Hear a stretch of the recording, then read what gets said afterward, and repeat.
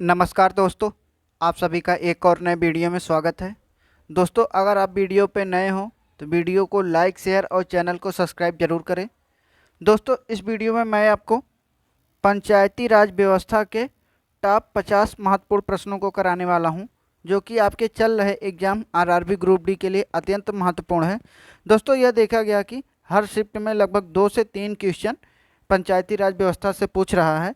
तो आइए देखते हैं क्या है प्रश्न। पहला प्रश्न है, ग्राम स्वराज की अवधारणा का सृजन किसने किया था? तो दोस्तों, ग्राम स्वराज की अवधारणा का सृजन महात्मा गांधी ने किया था। अगला प्रश्न है, भारत में लोकतांत्रिक विकेंद्रीकरण की योजना का शुभारंभ कब किया गया था?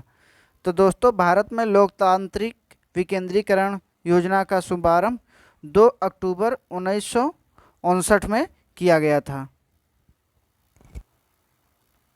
अगला प्रश्न है, निम्न में किस राज्य में पंचायत राज संस्थाएं नहीं हैं?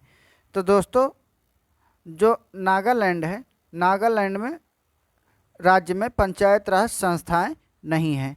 अगला प्रश्न है, भारत में स्थानीय स्वशासन का पिता किसे कहा जाता है? तो दोस्तों, भारत में स्थानीय स्वशासन का पिता रिपन को कहा जाता है। अगला प्रश्न है, खंड स्तर या ब्लॉक स्तर पर पंचायत समिति एक है? तो दोस्तों, खंड स्तर या ब्लॉक स्तर पर पंचायत समिति एक प्रशासनिक प्राधिकरण है। अगला प्रश्न है, यदि पंचायत भंग होती है तो किस अवधि के अंदर निर्वाचन होंगे? तो दोस्तों, अगर पंचायत भंग होती है तो 6 माह के अंदर निर्वाचन होंगे। अगला प्रश्न है, पंचायती राज प्रणाली में ग्राम पंचायत का गठन होता है? तो दोस्तों, पंचायती राज प्रणाली में ग्राम पंचायत का गठन ग्राम स्तर पर होता है। अगला प्रश्न है, पंचायती राज संस्थाओं में निम्नतम स्तर कौन है? तो दोस्तों, पंचायती राज संस्थाओं में निम्नतर स्तर ग्राम सभा की होती है। अगला प्रश्न है, 73वें संविधान संशोधन अधिनियम द्वारा महिलाओं के लिए कितना आरक्षण है? तो दोस्तों, 73वें संविधान संशोधन अधिनियम द्वारा महिलाओं को 1/3 स्थान दिया गया है।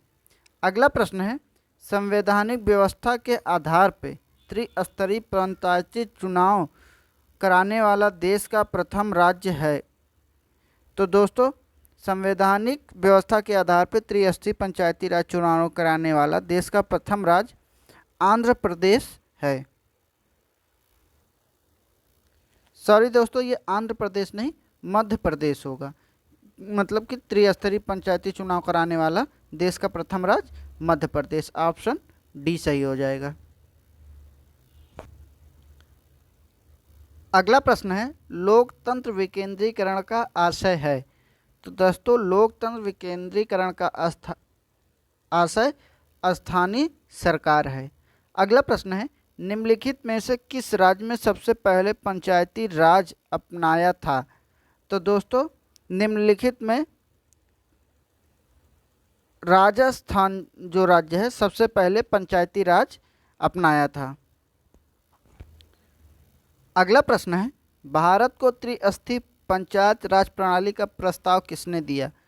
तो दोस्तों, भारत में त्रिस्तरीय पंचायत राज प्रणाली का प्रस्ताव बलवंत राय मेहता समिति ने दिया था। अगला प्रश्न है, ग्राम पंचायतों की आय का स्रोत कौन सा है? तो दोस्तों, ग्राम पंचायतों की आय का स्रोत मेला एवं बाजार कर है। अगला प्रश्न है, पंचायतों के द्वारा कौन सा कर वसूला जाता है? तो दोस्तों, पंचायतों के द्वारा स्थानीय मेला कर वसूला जाता है। अगला प्रश्न है, 73वें संविधान द्वारा संविधान में कौन सी अनुसूची जोड़ी गई?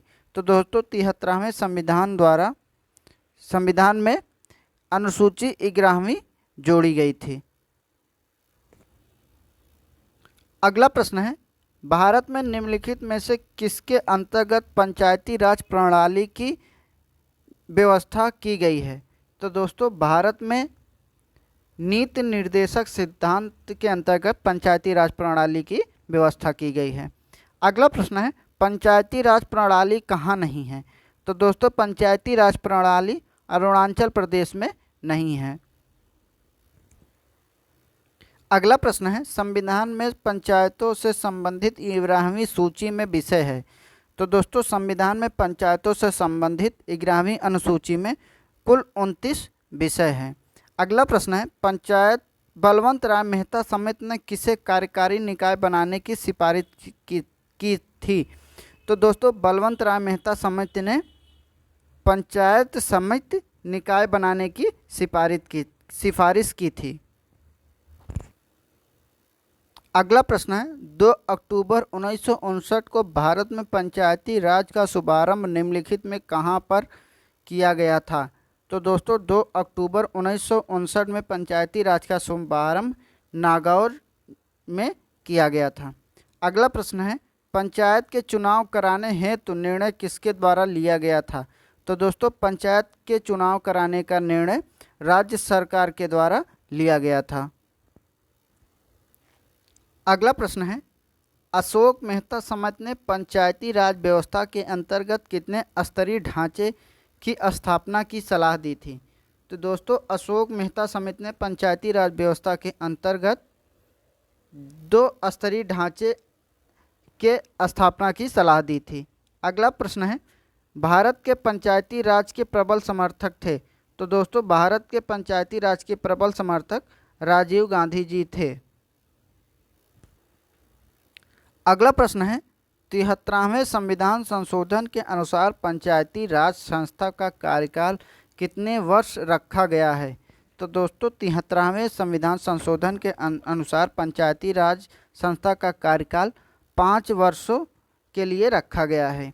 अगला प्रश्न है बलवंत राय मेहता समिति ने कितनी स्तर की पंचायती राज प्रणाली की स्थापना की सिफारिश की थी?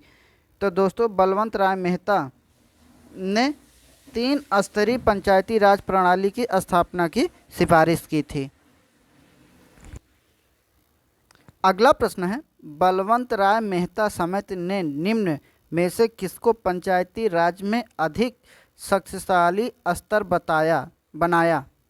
तो दोस्तों बलवंत राय मेहता समिति ने पंचायत समिति को पंचायती राज में सबसे शक्तिशाली स्तर बनाया।